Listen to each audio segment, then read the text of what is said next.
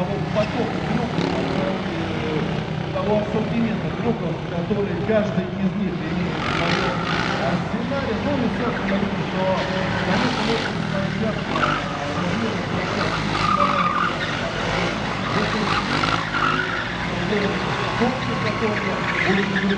но, тем не менее, видно, что